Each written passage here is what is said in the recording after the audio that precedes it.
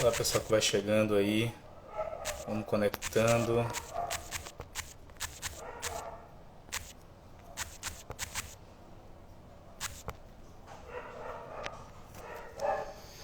Vamos chegando. Hoje a gente vai fazer um bate-papo sobre o livro de Números, especialmente aqui, marcando uma transição da nossa mentoria Levave, e vou esperando o pessoal chegando aí para a gente começar a trabalhar. Sejam todos bem-vindos.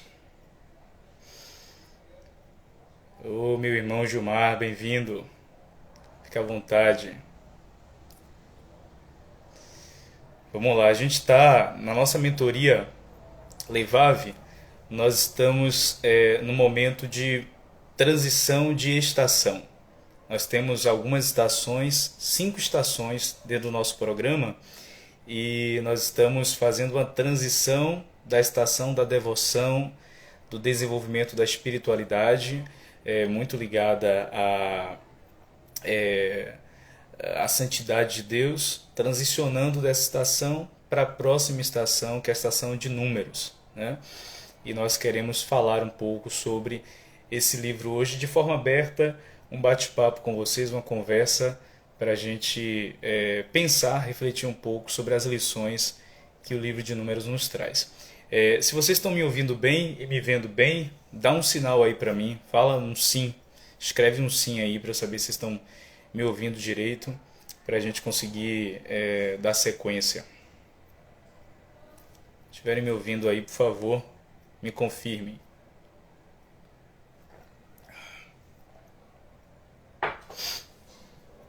Estão ouvindo bem, né? Ok, ótimo. Então vamos lá. É muito especial para mim e para todos nós, assinantes da Levap, que já estão entrando aqui também, a gente fazer essas transições, e sempre que elas acontecem, eu quero ter a oportunidade de fazer alguma coisa de forma mais aberta, que todos possam participar juntos e a gente conversar.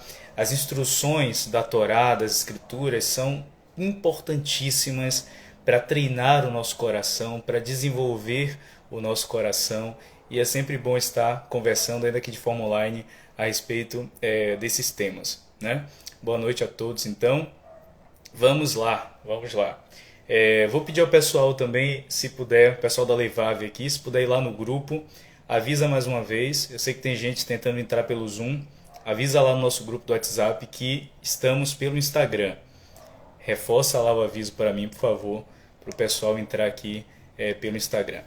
Bom, quando a gente chega nesse período que nós estamos aqui, que é as margens do livro de Números, entrando no livro de Números, para a gente compreender bem o que Deus está construindo dentro do povo de Israel, do Israel bíblico, no livro de Números, e as propostas que esse livro tem para nós, as lições que esse livro tem para nós.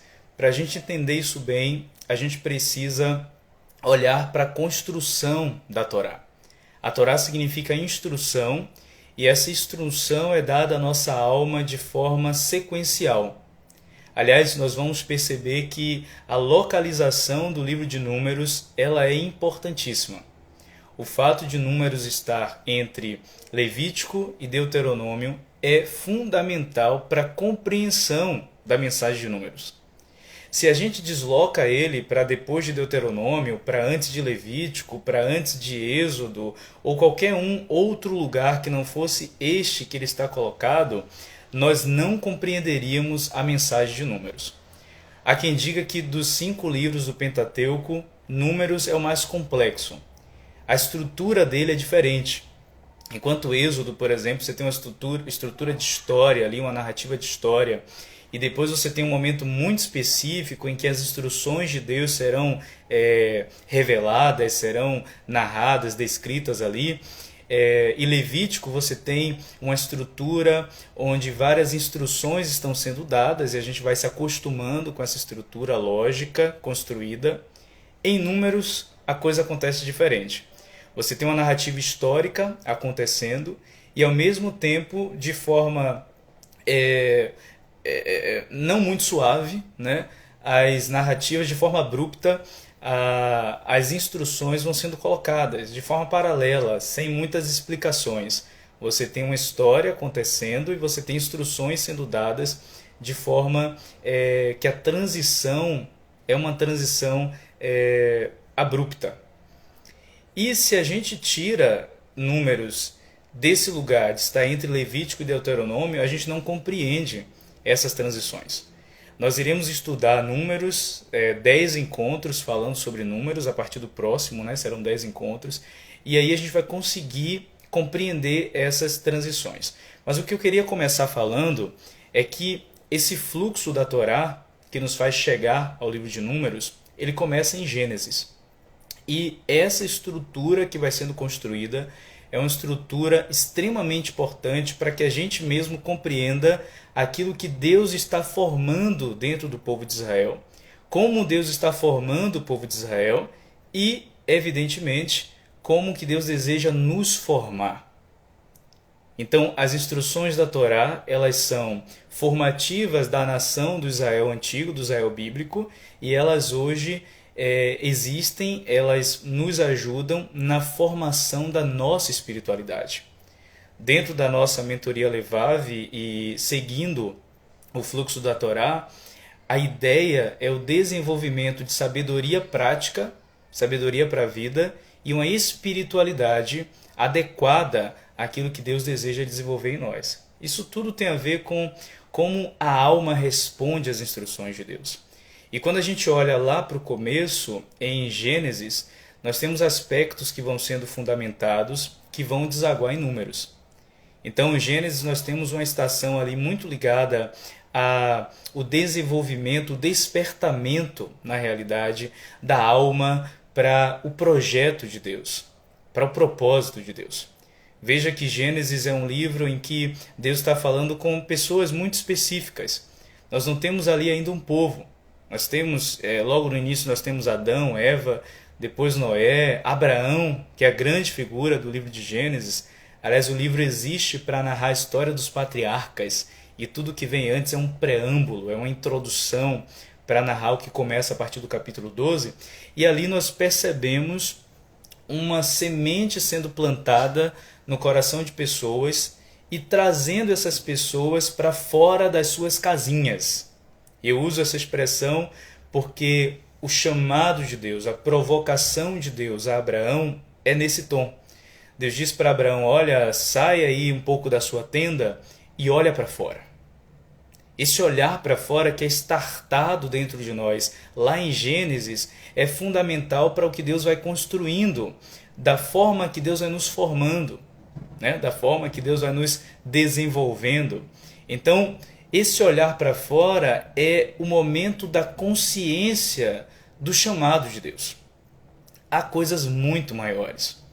Abraão estava vivendo a vida dele ali, seguindo seu pai Terá, que depois morre, e ele estava no seu caminho, na sua profissão, e a palavra de Deus é muito clara para ele, sai da sua terra, da sua parentela, da casa de seu pai. É uma alteração na vida de Abraão, e Deus diz para ele, inclusive mudando o nome dele de Abrão para Abraão, Deus diz para ele, olha para as estrelas do céu. Olha para além daquilo que você está vendo na sua vida. Olha um pouco mais além. E esse olhar além é um olhar que vai desatando no coração daquele homem as promessas de Deus, a natureza de Deus, o propósito de Deus. Então em Gênesis tudo fica maior. E mostrando a dimensão das coisas de fora, né? Fazendo com que Abraão olhe para as coisas de fora e a dimensão, o tamanho das coisas muito maior do que aquela vidinha que Abraão está vivendo, isso vai encontrando espaço dentro do próprio Abraão e vai abrindo dentro dele um universo, um mundo de Deus. De maneira que ele tem a capacidade ali de crer, de deixar para trás aquela proposta de vida baseada no esforço do seu próprio braço e adentrar na proposta de vida que o Senhor tem para ele. Então, é o momento das sementes em Gênesis. E ali aparece uma promessa, que é a promessa de Deus para Abraão, que tem tudo a ver com o cenário de números. Preste atenção que a gente está fazendo aqui, como a gente sempre faz nos nossos encontros, uma construção. Então é preciso captar o que está sendo dito no começo para a gente ir avançando e a gente vai chegando onde a gente quer chegar, que é o livro de Números. A promessa de Deus ali para Abraão tem 3 elementos, pelo menos. Nós temos o herdeiro. Deus fala para ele que ele vai ter uma grande descendência. Então temos o herdeiro sendo prometido, porque naquele momento Abraão ainda não tinha filhos, nem Abraão nem Sara tinham filhos. O segundo elemento da promessa é uma aliança. Deus disse que faria uma aliança com Abraão, uma aliança tal que aqueles que abençoassem Abraão seriam abençoados e aqueles que amaldiçoassem seriam amaldiçoados. E nós temos um terceiro elemento, que é a terra. Deus fala para Abraão que daria uma terra para a descendência de Abraão. Então nós temos um herdeiro, uma aliança e uma terra. 3 elementos que serão centrais para a trajetória do povo de Israel a partir dali. Então o povo de Israel vai caminhar pensando a respeito disso. E o herdeiro acontece logo ali, ainda em Gênesis. Isaac é dado de forma sobrenatural por Deus a Abraão. Ele gera um filho na sua velhice, na sua esterilidade, na esterilidade de sua esposa. Ele gera um filho, Isaac. Ali temos o herdeiro. E a partir daí a descendência vai se formando. Quando a gente muda para o livro de Êxodo, o outro aspecto da aliança é dado. O outro aspecto da aliança abraâmica é dado, que é a própria aliança do Sinai. É uma lei, né? Moisés sobe no monte e ali recebe uma lei de Deus para ordenar a vida da nação de Israel. Então veja que coisa importante. O segundo elemento da aliança abraâmica é dado no livro de Êxodo. O primeiro elemento é dado no próprio livro de Gênesis. E no livro de Êxodo, que é a segunda estação, o segundo passo para a gente chegar lá em Levítico, nós temos o livro da grande estrutura de propósito eterno de Deus. Então, se lá em Gênesis coisas foram mexidas no coração de Abraão e de outros homens e mulheres, agora em Êxodo, Deus está tratando da formação de um povo e de todas as questões que envolvem um povo. Então, elas vão se ampliar. Veja que em Gênesis são questões de caráter, questões do interior, questões do coração que estão sendo tratadas. Não que em Êxodo isso não apareça, mas no livro de Êxodo nós temos ali Deus tratando de aspectos da vida do povo de Israel. Então nós temos ali a fala de Deus legislando a respeito de economia, legislando a respeito de governo, legislando a respeito de família, de educação, de dieta. Tem as leis dietéticas ali também aparecendo. Tem um cuidado de Deus para a vida como um todo, para a vida integralmente. Deus vai revelando que tem o interesse de formar uma nação para si, um povo que serviria como um protótipo para todas as nações, para todas as famílias da terra. Deus estaria em Israel formando um povo capaz de ser uma referência para as demais nações. Esses todos que um dia tendo sido criados por Deus agora estão perdidos em trevas. Como disse Jesus, como ovelhas desgarradas, sem pastor, sem direção, sem saber para onde ir. E o povo de Israel, portanto, estava sendo formado para ser o protótipo de Deus, a luz das nações. As famílias da terra poderiam então olhar para Israel e dizer: ah, então é assim que se vive. É assim que se vive casamento, é assim que se vive família, é assim que se educa. Tem um mandato educacional lindo sendo construído no meio da nação de Israel. Ah, é assim que se trata com o estrangeiro, com o órfão, com a viúva. São esses princípios de justiça que fazem com que a humanidade floresça. Então Israel serviria ali como um protótipo, uma luz para as famílias da terra. E essa aliança de Deus no Sinai, que é o segundo aspecto da aliança abraâmica, ela foi dada ali em Êxodo para que o povo pudesse ordenar a vida pensando nesse propósito eterno de Deus. Então a estrutura do propósito eterno de Deus você vai encontrar em Êxodo. Leia Êxodo e veja ali a forma como o livro está construído, pensando em Pêssar, a festa da Páscoa, que naquele momento não é uma festa, é o evento de libertação do povo de Israel do Egito.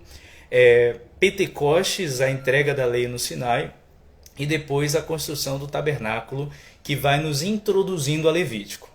Então, estamos no terceiro passo, né? O passo aqui logo imediatamente anterior à entrada no livro de Números, que é o nosso interesse central nesse nosso encontro de hoje. Então, chegando em Levítico, nós estamos fazendo uma transição muito suave dos últimos capítulos de Êxodo, que começam a falar do Mishkan, do tabernáculo de Deus no meio de Israel, das famílias de Israel, dos israelitas, e o sacerdócio e uma série de questões a respeito da espiritualidade de Israel e da natureza santa de Deus que vão sendo introduzidas ali no final de Êxodo. Quando a gente entra em Levítico, toda aquela ação, todo aquele movimento que foi encontrado em Êxodo, ele para. Levítico é o momento em que o povo se assenta. Deus pede para o povo se assentar no local, no sentido de pararem um pouco.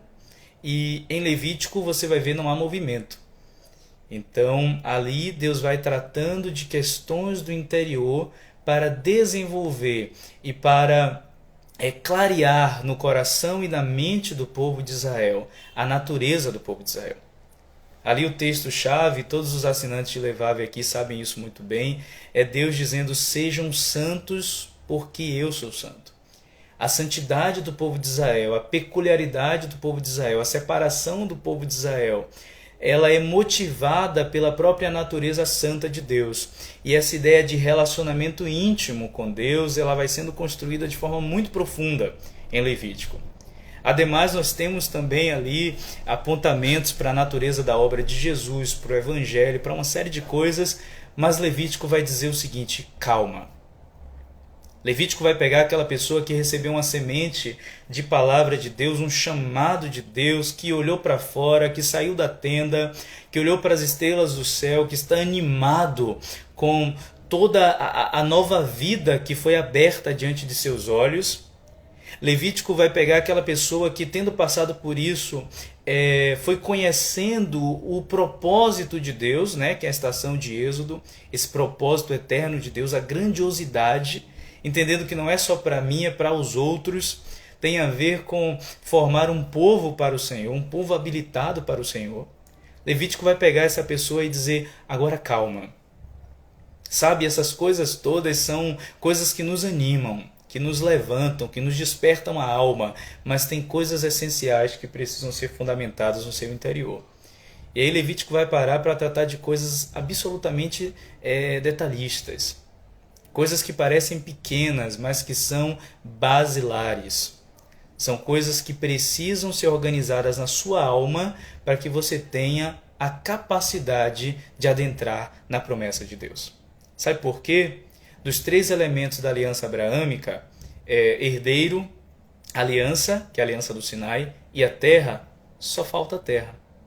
A terra aí é o lugar de cumprimento. Deus vai alimentando no meio do povo a palavra de que essa terra é uma terra que mana leite e mel. E nessa terra o povo vai se estabelecer, inclusive um estabelecimento apostólico. O povo vai se estabelecer apostolicamente nessa terra para viver enquanto povo santo de Deus. Então o que foi construído em Gênesis, Êxodo e Levítico é fundamental para o que vai acontecer em Números. Números é a estação da decisão. Números a estação da jornada no deserto. Aliás, o título do livro no hebraico é Bamidbar ou Bemidbar, que significa no deserto. A gente herda esse título de Números daquela tradução que judeus fizeram do texto do hebraico para o grego, né? Tradução chamada Septuaginta, isso antes de Cristo, e herdamos esse título, né? Que na Septuaginta é aritmoi, números, que tem a ver com os censos que são feitos nesse livro, o primeiro censo da primeira geração e o segundo censo da segunda geração. Mas o título em hebraico é Bamidbar, no deserto. Então, esse é um momento muito importante. Falo a todos e principalmente aos assinantes de Levav. Esse é um momento muito importante. Por quê? Porque nesse momento nós estamos entrando numa escola de treinamento de Deus. Números é isso. Levítico, a estação anterior, foi aquele momento que o Senhor está mexendo dentro da gente para desenvolver natureza que corresponde à natureza de Deus. Mas tudo isso foi desenvolvido porque é necessário para essa hora. Nessa hora é preciso ter desenvolvido, se não tudo, a maior parte das coisas que Deus veio intentando desenvolver dentro de nós. Porque agora nós estamos sendo colocados no vale da decisão. Isso é muito importante. E é importante de forma tal que a gente vai perceber se o povo teve sucesso ou não no desafio que foi colocado por Deus para eles no livro de Números. É o livro do deserto, é o livro da provação, do treinamento, né? E aí há uma topografia, estou vendo o Murilo falando aqui do lugar de revelação, da mudança do monte para o deserto, há uma topografia interessantíssima no livro de Números. São 3 lugares diferentes pelos quais o povo vai passar. E aí você já sabe que quando eu falo da passagem do povo, tem a ver também com uma experiência da alma. A alma vai experimentando esses 3 lugares espirituais. O primeiro deles, o começo de Números, vai falando sobre ele e a gente vai saindo desse lugar primeiro, que é a montanha. A montanha representa esse lugar de elevação. E sendo o lugar de elevação da alma humana, é um lugar de revelação do Espírito de Deus. Elevação da alma humana, revelação do Espírito de Deus. É um lugar de encontro. A nossa alma se eleva, o Espírito se revela, revelar e tirar o véu. O véu é tirado, o Espírito de Deus é derramado ali naquele lugar. É um lugar de visão, lugar de revelação de Deus, de elevação da alma humana, e quando isso se junta é um lugar de visão, de encontro. E a partir desse lugar de visão, nós vamos sendo capacitados em fé para viver o próximo local. O próximo local dessa topografia tríplice do livro de Números é o deserto. E olha, é o lugar mais importante do livro de Números. Aliás, o título já fala sobre isso, né? Como nós tratamos aqui. E no deserto você vai ter o maior tempo que o povo vai passar no livro de Números. A jornada no deserto. A escola de Deus no deserto. E por último, nós teremos a planície. A planície já é um lugar mais leve. É um lugar de introdução à entrada na terra. Então, na planície, o povo já está ali na transição para o livro de Deuteronômio. Não é o nosso assunto hoje. Vamos entrar então no livro de Números. Tendo introduzido tudo isso, tendo sabido de tudo que Deus vem formando no Israel antigo e para aqueles estudantes de Torá, em nós mesmos, o que Deus vem formando, agora em Números nós temos um cenário absolutamente interessante. E hoje a nossa ideia é fazer uma introdução, fazer um panorama rápido de Números, e nós vamos aprofundar isso em 10 encontros a partir da próxima segunda. O que acontece? A primeira parte do livro, os 10 primeiros capítulos do livro de Números, tem a ver com Deus chamando o povo para mais perto de si, para evidenciar ao povo a supervisão e o cuidado de Deus sobre eles. Isso acontece de várias maneiras. Vocês vão perceber isso à medida que vão lendo o livro de Números. Tem várias sinalizações de que Deus está fazendo isso. Eu vou trazer 2 sinalizações importantes. A primeira delas é que há um fenômeno sobrenatural que começa a acontecer, que é um símbolo lindo do cuidado de Deus e da direção de Deus, da dependência que o povo precisa ter de Deus ali no meio do deserto, que é a nuvem. Então nós iremos ver aqui em Números que a nuvem que repousa sobre o povo de Israel ali no deserto, o acampamento israelita, é uma nuvem que quando ela se move é indício de que o povo tem que se mover. É uma nuvem de Deus. É uma nuvem que dita o ritmo do movimento de Deus. Porque estando no deserto, o povo está sendo levado a aprender a andar em estágios. Esses estágios têm a ver com o fato de estarem sincronizados com a movimentação de Deus.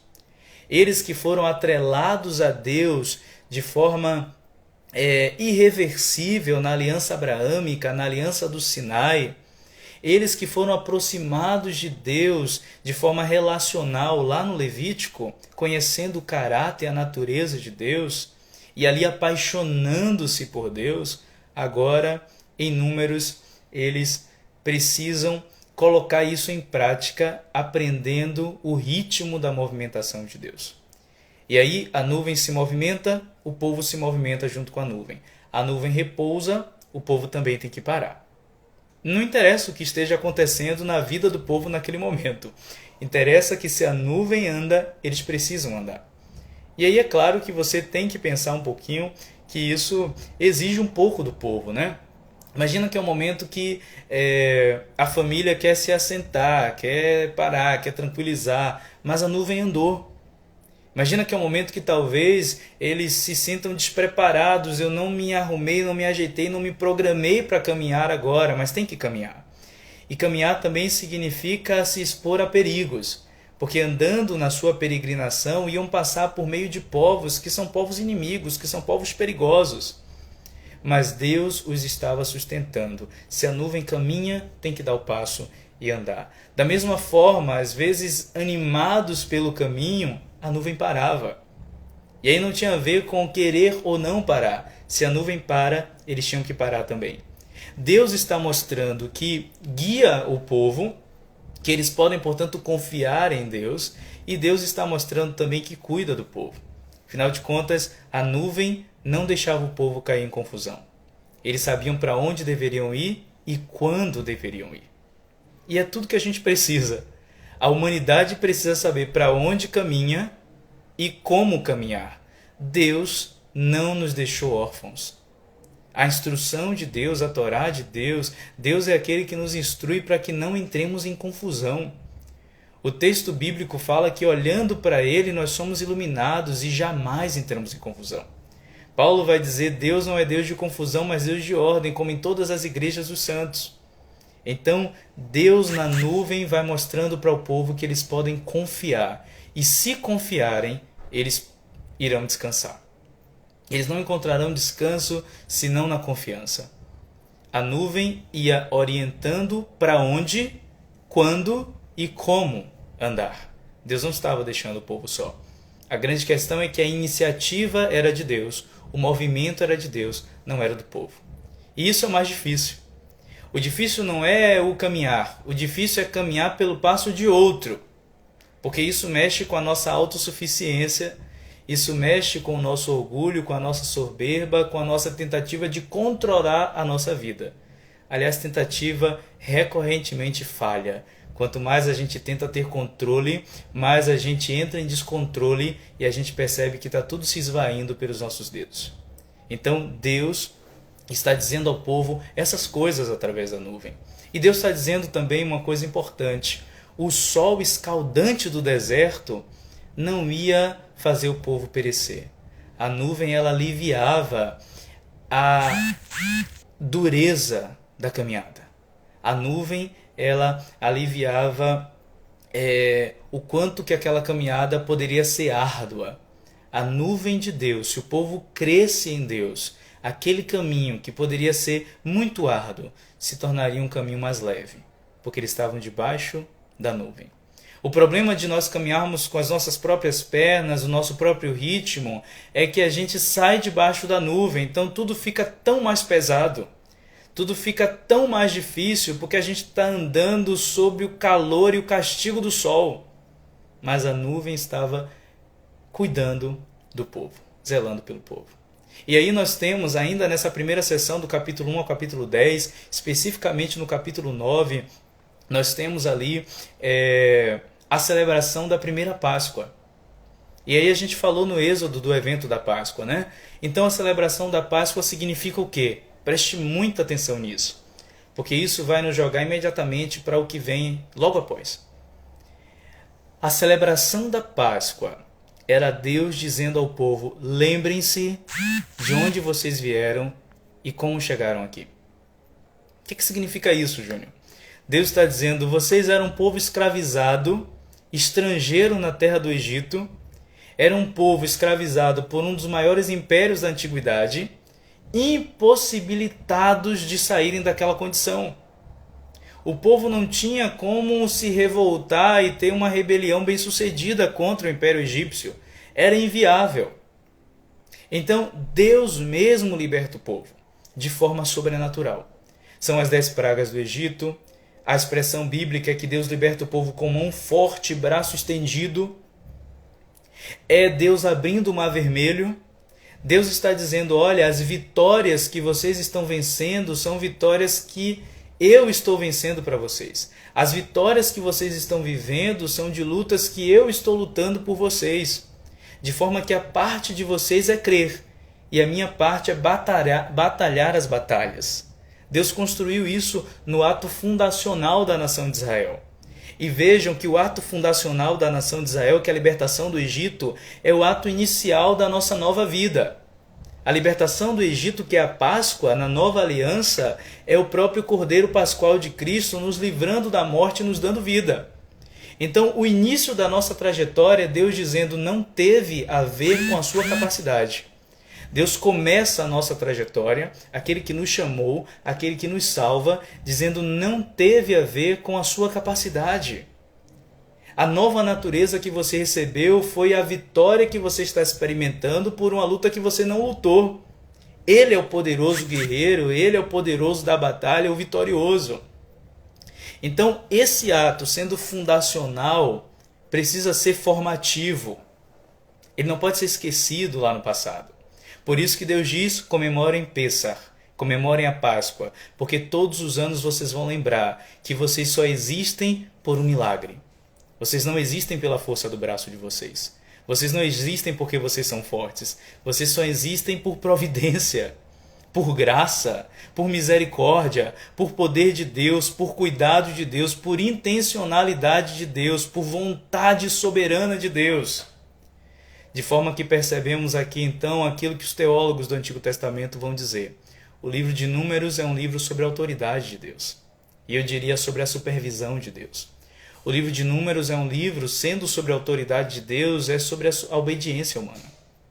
Então Deus estava dizendo, vocês precisam lembrar de como tudo começou. Presta atenção nisso. O que acontece logo depois, a segunda sessão do livro de Números? O povo entra em murmuração. Tudo que Deus estava construindo era o oposto disso aí. Deus estava dando a eles tudo o que precisavam para ter um coração cheio de ações de graças. Mas sabe o que acontece? Eles entram em murmuração. Toda a estrutura, excetuando Moisés aqui neste momento, toda a estrutura se rebela. O povo se rebela contra os líderes, em especial Miriam e Arão, que eram ali o suporte de Moisés, se rebelam contra Moisés. Há uma confusão de rebeliões ali. E essas rebeliões têm a ver com egos feridos, com coisas humanas e egoístas. A gente vai ver isso quando a gente caminhar nos encontros. Inclusive, algo muito interessante, percebendo que a rebelião de Arão e Miriam também era uma rebelião racista. Muito interessante isso. Contra a mulher de Moisés. Mas é outro assunto. A gente vai aprofundar isso lá na frente. Eram questões pessoais. Eles estavam trocando a harmonia de estarem agarrados ao propósito de Deus pela desarmonia e confusão de cada um ter os seus próprios interesses. E quando a gente caminha por interesses, a gente não se comunica, a gente vira Babel, porque cada um tem um interesse, esses interesses são diferentes. Mas quando a gente se caminha por propósito, a gente se conecta, porque a gente se agarra a um propósito eterno. O propósito do único Deus que pode ter um propósito eterno, o Deus eterno. Então a coisa vai se harmonizando. Só que aí a gente tem um cenário de confusão, então. E esse cenário de confusão, ele vem à beira do momento mais decisivo da história de Israel até então. O capítulo 13 do livro de Números. O capítulo central desse livro bíblico. E a gente vai falar sobre ele agora. Então prestem atenção. Primeira parte do livro, Deus dizendo, lembrem-se que não tem a ver com a capacidade de vocês. Segunda parte do livro, o povo se rebelando por interesses pessoais. Agora a gente chega na terceira parte, especificamente no capítulo 13, um momento absolutamente decisivo para a história do povo de Israel. Lá no começo, eles fizeram um censo. Nesse censo, eles contabilizaram a primeira geração e você tinha 600 mil homens, mais ou menos, na primeira geração. Aproximadamente 600 mil homens. Fizeram as contas, né? Guarda essa informação. Olha o que acontece no capítulo 13. No capítulo 13, Deus precisa da estrutura de liderança do povo de Israel. Estrutura essa que está repleta de confusões porque estão caminhando para os próprios interesses e não agarrados ao propósito eterno.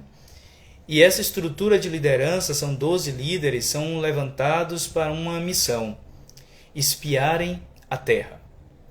E vão até a terra, olhar a terra, e Moisés dá uma série de instruções do que eles devem ver por lá. E eles vão e fazem o que tinham que fazer, espiar a terra, e voltam depois.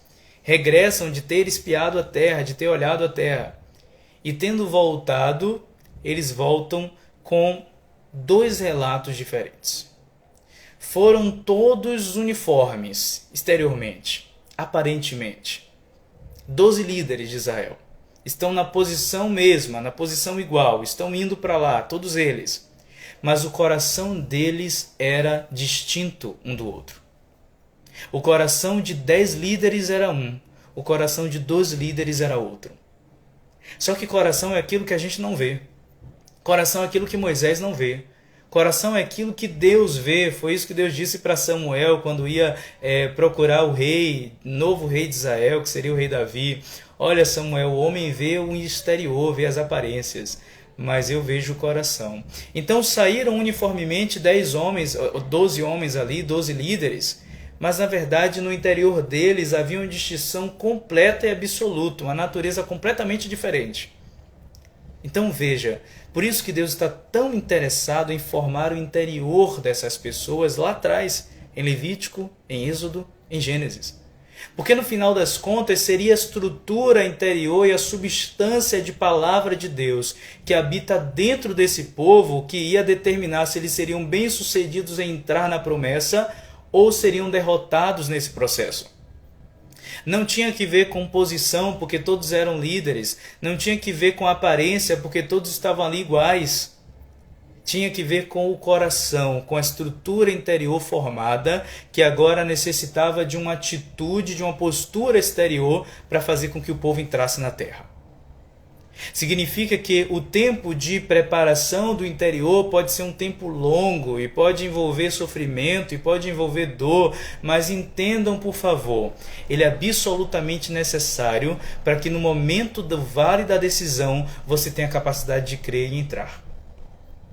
Não é no momento do vale da decisão que a gente se apronta para entrar, é antes. Porque quando a porta de Deus abre, a gente tem que estar com a estrutura interior tal que a gente tenha fé suficiente para não fracassar. Só que o povo, capítulos atrás, capítulo 12, capítulo 11, capítulo 10, estavam em confusão. Lembrem-se, os assinantes de Levav sabem disso, da Tzaraat. Lembrem-se ali da lepra, né, que aflige, a gente vai estudar isso depois, aflige Miriam, aflige por causa da maledicência, por causa do conflito de interesses. Se tornam incapazes. E aí eles entram. Prestem atenção nesse relato, porque esse é o relato central. É isso que vai dividir os meninos dos homens, porque vai dividir a primeira geração da segunda geração, é literal isso. Eles vão. Quando eles voltam, voltam com relatos, né? Jesus disse que a boca fala o que o coração está cheio. Os olhos viram algo e os olhos de 10 eram um, os olhos dos 2 eram outro, olhavam de forma diferente. E o coração se encheu de algo específico e os relatos foram relatos seguintes. 10 deles deram um relato e 2 deram outro relato. Vamos começar com o relato dos 10, que é como a Bíblia começa. 10 deles disseram, e eu sei que muita gente que está me ouvindo conhece essa história, obviamente. Disseram de forma resumida o seguinte: olha, a terra de fato é uma terra boa. Eles estão dizendo assim, o que Deus disse está certo mesmo. A terra é uma terra boa.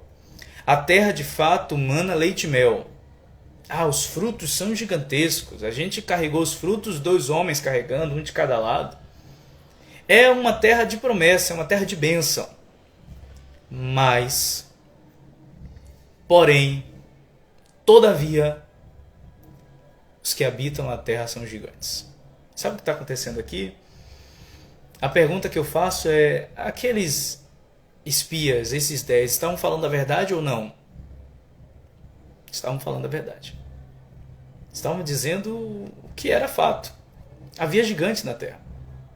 A grande questão era o lugar que determinava a atitude que eles deveriam tomar. O que determinava a atitude que eles deveriam tomar para eles não era a palavra de Deus a respeito do que eles deveriam fazer, mas as dificuldades circunstanciais que se apresentavam à sua frente. E o interessante ao ver o movimento de Deus nas Escrituras é que sempre, para o cumprimento da promessa de Deus, o cenário é de dificuldades. Então, aquele que se baseia nas circunstâncias, nas dificuldades, nunca vai entrar naquilo que Deus está fazendo. Porque depois a gente vai perceber que o fracasso desses aí que agiram dessa forma foi um fracasso da fé. Eles fracassaram em crer. Não tiveram a capacidade de crer. E, portanto, não entraram. Não entraram. Veja, lá no capítulo 1 eles tinham feito um censo. 600 mil homens. Vocês acham que esses homens aqui, esses 10 que estão relatando, não fizeram cálculos? Eles vão dizer, olha, os amorreus habitam lá, os filhos de Anak habitam lá. Eles vão dizer, o que mais eles vão dizer? Os cananeus, uma série de povos habitam lá. Eles estão fazendo contabilidade. Eles estão pensando, nós somos 600 mil e esses aí são uma galera grande. Eles estão fazendo aquilo que Deus estava instruindo eles a não fazerem. O que eles estão fazendo? Eles estão se baseando nos próprios recursos. Fizeram a contabilidade ali, fizeram o censo e agora estão se baseando dessa forma. Logo eles, que eram escravos no Egito, que não tinham nem como sair de lá, que saíram por uma ação sobrenatural de Deus. Ainda há pouco estavam comemorando Pêssar, mas parece que não entenderam nada de Pêssar, não entenderam nada de Páscoa. Porque começaram a se basear na própria força, na própria capacidade. E se baseando na própria capacidade, ninguém está apto a experimentar a promessa de Deus. Porque a promessa de Deus envolve impossíveis. Foi isso que arduamente Abraão e Sara tiveram que compreender. Porque Deus dissera para eles, vocês vão ter um filho. Mas Deus, ironicamente ou providencialmente, estava falando isso para uma mulher estéril. De todas as mulheres do mundo, por que Deus tinha que dar a promessa de descendência para um estéril? De todas as mulheres do mundo, por que Deus tinha que fazer o Salvador nascer de uma virgem? Porque aquilo que Deus faz, Ele faz no ambiente das impossibilidades, para que a glória seja dele e não do mérito e da força humana. Isso não é porque Deus é vaidoso, em Deus não habita vaidade. Vaidade tem a ver com coisas temporárias e passageiras, é correr atrás do vento e Deus é eterno. Isso é para nos ensinar que a nossa estrutura criacional, nós somos feitos para viver sob a providência de Deus e não na força do nosso próprio braço. Deus está ensinando isso de início, para que a gente não fracasse lá na frente. Mas nós temos a capacidade do esquecimento. E olha que Deus está fazendo esforço, dizendo comemorem festa, lembrem anualmente, mantenham essas palavras no coração e na boca de vocês, porque vocês precisam lembrar. Não esqueçam de como vocês foram constituídos. Não dá para ser gerado de Deus e de repente ser formado por aquilo que não é Deus. Não dá para ser nascido de Deus e depois esperar que algo que não seja de Deus vá nos fazer caminhar para o propósito de Deus. Então eles começaram a confiar na força do próprio braço e isso foi, evidentemente, um fracasso para aquelas pessoas. Mas sempre há o remanescente.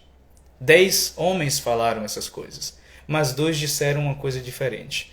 Veja aqui o relato de Caleb. Caleb vai dizer no versículo 30 do capítulo 13, ele vai dizer, o texto vai dizer que Caleb silenciou o povo à volta de Moisés. Segura isso aí, só pra gente, antes da gente falar disso, é muito importante que a gente conclua o relato dos outros 10, porque os outros 10 vão dizer assim, antes de Caleb, eles vão dizer, olha, aquele povo é gigante, e eles nos enxergam como gafanhotos, e nós mesmos os enxergamos como gafanhotos diante deles. Sabe o que está acontecendo? Aquele povo, uma vez que não estão com os olhos em Deus, não podiam adquirir a perspectiva de Deus. Significa que eles estão agora importando a perspectiva da dificuldade, que é o gigante, para eles mesmos. Estão se vendo a partir da dificuldade, a partir do obstáculo, a partir da circunstância e não se vendo a partir de Deus. Deus estava falando, vocês são um povo vitorioso que vai entrar na terra, pela minha atuação, pela minha providência. Mas o povo está se vendo não mais pela perspectiva de Deus, está se vendo pela perspectiva da dificuldade. Esses gigantes nos veem como gafanhotos, e sabe de uma coisa? A gente começou a introspectar, a gente começou a importar, a gente começou a introjetar a perspectiva desses gigantes em nós, e começamos a nos convencer de que somos aquilo que Deus disse que a gente não é. Mas a verdade é que o que Deus diz que a gente é um negócio que está tão fora do que a gente está olhando, que é mais fácil acreditar no que a dificuldade diz que nós somos do que no que Deus diz que a gente é. Percebe a diferença, gente? Porque o que a dificuldade diz que nós somos é mais evidente. São gigantes dizendo, vocês são como gafanhotos, e a gente olha e talvez seja isso mesmo. E Deus dizendo, não, vermezinho de Jacó, vocês podem entrar e tomar a terra. O que faz mais sentido? Depende de para onde a gente está olhando. E aí, o que Caleb vai fazer? Versículo 30. Caleb silenciou o povo. Antes de Caleb falar, ele vai silenciar o povo. Sabe o que ele está dizendo? Olha, uma alma aloprada, cheia de opiniões e cheia de ideias, não pode ouvir a voz de Deus. Então, antes da voz de Deus ser declarada, a alma tem que silenciar. Então Caleb silencia o povo. Cala-te. Acalma esse coração aí. Confuso, distraído, amedrontado. Calma. Sem silêncio, não tem como ouvir a voz de Deus. No meio da turbulência, do turbilhão de emoções e de vozes, de um monte de coisa e de pensamentos que não se conectam um com o outro, no meio dessa loucura não tem como ouvir a voz de Deus. Então Caleb, antes de falar, ele silencia o povo. E ali Deus mesmo está usando Caleb. Deus só fala depois que você silencia. Ah, mas Deus não está falando comigo. Talvez porque você está falando, né? As vozes da sua cabeça que não se calam. As vozes do seu coração que não se calam. Então Deus não fala quando já tem gente falando. Deus não gosta de misturar a voz dele com outras vozes. Deus fala quando nós estamos atentos para ouvir. Lembra que Deus fala ao povo no monte, na montanha, no Monte Sinai, antes de falar a turbulência na montanha. Então aquele agito na montanha faz com que o povo tenha a atenção atraída para aquilo ali. E fica todo mundo pasmo, e todo mundo calado. Então a voz de Deus fala com o povo. Então Caleb silencia o povo à volta de Moisés e diz, devemos subir de imediato. Caleb aqui não está sendo imediatista. Ele está sendo sábio, visionário e líder. Ele está visualizando que as reflexões que o povo está fazendo são reflexões perversas. Porque são pensamentos que cogitam das contabilidades humanas, dos recursos humanos, das capacidades humanas. Portanto, o que Caleb está dizendo é o que Jesus disse para Pedro. Caleb está dizendo, em outras palavras, arreda de mim, Satanás. Porque Jesus tendo falado para Pedro, olha, vai vir pessoas que vão me prender e vão me levar e vão me matar. Pedro falou, jamais deixarei isso acontecer. Pedro está dizendo, Senhor, eu vou impedir com a força do meu braço. E Jesus fala, olha, você não cogita das coisas de Deus, mas as coisas dos homens. Isso aí significa Satanás. A palavra Satanás é a palavra hebraica ha-satan, que quer dizer o adversário, aquilo que é adverso a Deus. Tudo que é adverso a Deus é satânico. Nada satânico é original. Que é satânico significa tudo que é adverso a Deus. Tem mais a ver com essa natureza de coisas adversas do que com um ser específico, ainda que esse ser exista. Então, Caleb está dizendo, olha, devemos subir de imediato. Não porque Caleb fosse contrário a pensar, não porque Deus seja contrário ao raciocínio, mas Caleb está constatando que os raciocínios desses homens são raciocínios de maus. Raciocínios de coisas que estão contaminando o coração deles e de outros. Então Caleb está dizendo, a gente precisa subir de imediato. e tomar posse da terra. Não há dúvida de que podemos conquistá-la. Essas são as palavras de Caleb. O que Caleb está dizendo ao povo é o que Deus disse ao povo. Vocês têm que entrar e tomar posse. Tem gigante na terra? Tem sim. Caleb e Josué não vão negar isso. Mas Deus disse, tome posse da terra, tem que entrar. E aí ele, como líder e como uma pessoa cheia de fé, que é a única coisa necessária para participar do que Deus está fazendo. Sem fé é impossível agradar a Deus. Caleb vai dizer, não há dúvida de que podemos conquistá-la. Por que ele fala isso? Porque o povo está fazendo a contagem ali e está dizendo, olha, o nosso contingente é muito menor que o contingente desses povos. E Caleb está cheio de convicção espiritual, dizendo, não é por força nem por violência, mas é pelo Espírito, portanto não há dúvida de que nós podemos conquistá-la. Não podemos no sentido da capacidade própria, mas podemos no sentido de que Deus nos faz poder. O Evangelho é o poder de Deus. É Deus que pode fazendo. E Caleb faz esse anúncio para o povo. O que é que vai acontecer? Infelizmente, o povo, olhando como aqueles 10 líderes, vai dar atenção a esses líderes. E sabe o que vai acontecer? O povo dessa forma está dizendo, olha, nós não queremos participar disso dessa maneira. Nós não queremos ter que depender completamente do Senhor para viver aquilo que o Senhor está fazendo. Então Deus diz, ok, tudo bem. Vocês não querem entrar, então não entrarão. E aí o povo vai viver a própria vida. Sabe qual é a própria vida do povo? 40 anos no deserto, até morrerem no deserto. E isso é absolutamente triste. É um povo que estava caminhando para a promessa, cheio de promessas, para entrar na terra e morre no meio do deserto.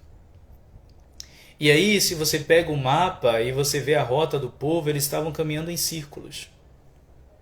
Sabe o que é isso?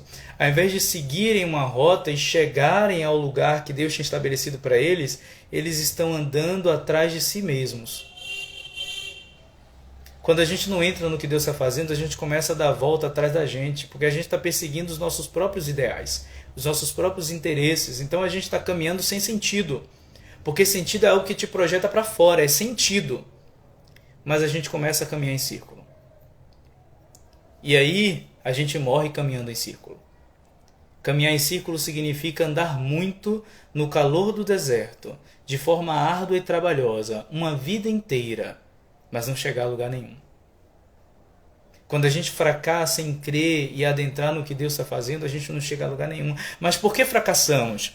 Fracassamos porque não somos construídos pela instrução de Deus passo a passo.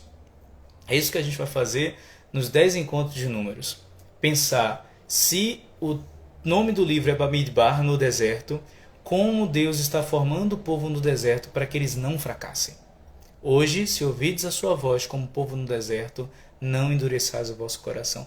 Deus é um Deus que dá instrução de sabedoria para que a gente esteja pronto. A gente só precisa acessar essa instrução. Por isso que o livro de Números é tão importante, porque é o livro da provação. É o livro onde estamos na escola de Deus sendo treinados para quando o capítulo 13, para quando o vale da decisão acontecer na nossa vida, nós possamos estar prontos para adentrar na promessa e no cumprimento da promessa. Então, fatidicamente, o povo não vai entrar. Esse episódio vai ser relembrado pelos Salmos, pelos profetas, pelo Novo Testamento. É tão grave que ele precisa ser trazido à memória para que não seja repetido. E uma geração inteira perece por falta de fé e preparação com base nessa fé. O justo anda pela fé. A fé é importante e o caminho que a fé abre é necessário que ele seja trilhado. É o caminho do desenvolvimento da fé. O povo fracassou nisso. O livro de Números vai terminar, e nós vamos terminando o nosso encontro aqui também, mostrando que a misericórdia de Deus é absurda. A graça de Deus, ela se dilata de forma que a gente não consegue compreender. Porque tendo o povo rejeitado a Deus dessa forma, Deus graciosamente vai levantar um remanescente a partir do coração de Josué e Caleb. E uma nova geração, a segunda geração, vai acontecer. Deus ainda dá uma chance para o povo. É essa segunda geração que vai entrar na terra, porque os propósitos de Deus, eles vão se cumprindo, ainda que pessoas que poderiam participar deixem de participar, porque não creram e porque não se prepararam segundo a instrução de Deus para participar do que Deus está fazendo. Então, Números nos reserva essa estação. Eu não sei se essa estação vai ser fácil, mas ela não precisa ser pesada. Existe uma diferença muito grande entre uma coisa e outra. O problema é que a gente acha que a dificuldade significa que vai ser um peso. E a gente só vai ter descanso se for fácil. Não, a vida é difícil. Tem as dificuldades aí.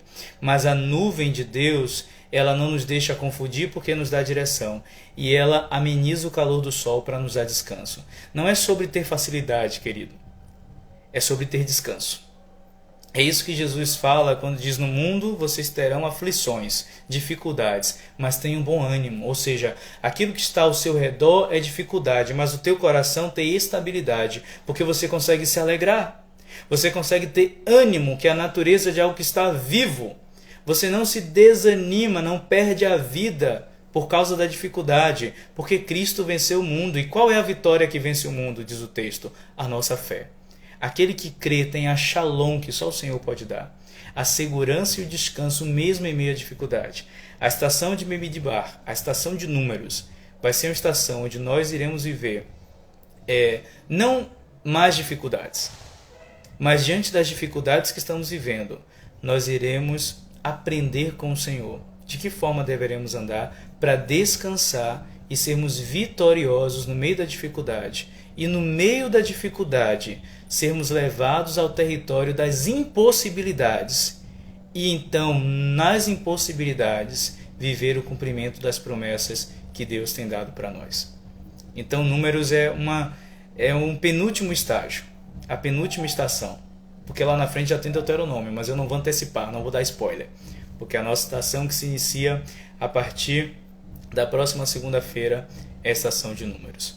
Bom, é isso. Eu aguardo todos os assinantes de Levave na próxima segunda. E se você quer participar com a gente, você pode ir no link da minha bio, clica lá no link, se inscreve, participa. Vamos entrar na estação do treinamento para aprovação, para sermos forjados, para adentrarmos a terra prometida, ou seja, experimentarmos aquilo que Deus tem para nós. E se você quiser participar disso também com a gente, seja muito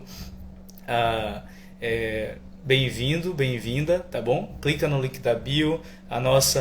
Nossas reuniões de mentoria são todas as segundas-feiras, às 20, às 21h30, ao vivo, pelo Zoom, dentro da plataforma. E nós temos uma plataforma virtual, onde você vai ter ali dezenas de textos em PDF para estudo, alguns vídeos gravados para estudo complementar e também toda segunda-feira esse encontro ao vivo para a gente conversar, para a gente ter a nossa mentoria e pensarmos e desenvolvermos juntos o trajeto para chegarmos aonde o Senhor quer que a gente chegue. Aí, Carol está me perguntando se vai ficar salva. Eu não sei, eu não mexo muito nessas coisas. Eu vou encerrar e eu acho que vai ficar salvo, não sei. não tenho certeza. Mas tomara que fique, né? Não sei se tem que apertar alguma coisa aqui, mas tomara que fique. Gente, então é isso. Muito bom estar com vocês aqui. Queria que a gente orasse aqui para a gente terminar. Deus, obrigado, Pai, porque a sua palavra é viva e ela instrui o nosso coração. Obrigado porque o Senhor nos prepara para no momento da decisão nós termos a capacidade de adentrar naquilo que o Senhor está fazendo. Nos ajude, Espírito Santo, nos dê sabedoria, nos dê desenvolvimento espiritual para que a gente ande em fé em tudo aquilo que o Senhor está propondo para nós. Nós oramos isso no nome de Jesus. Eu não sei se tem perguntas, se alguém quiser fazer alguma pergunta de alguma coisa também, já que a gente está em live aqui, tranquilo, a gente responde também. Quero agradecer todo mundo que participou, que entrou aí. A gente não divulgou a live, né? A gente quis fazer mesmo surpresa. O pessoal chegou, colou junto. Agradeço demais.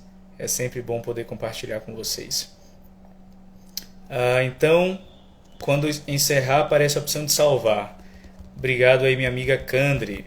Aliás, quem tem interesse de aprender mais sobre adoção, segue aí, Adotei Meus Filhos, esse perfil, uma amiga querida que tem uma família linda e que tem ajudado muitas pessoas no Brasil a pensar a adoção e se envolver na causa da adoção.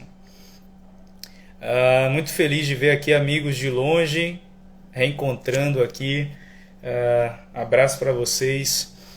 Não dá para citar o nome de todos, que alguns já passou aqui, mas eu vi que estavam falando na hora, dizendo que é bom me ouvir. Bom, é bom saber que vocês estão aqui me ouvindo, porque é gente da melhor qualidade possível e eu me sinto privilegiado e honrado de poder compartilhar um pouquinho e de alguma forma contribuir com a vida de vocês. Valeu, queridos. Boa noite para vocês. Boa semana. Até a próxima.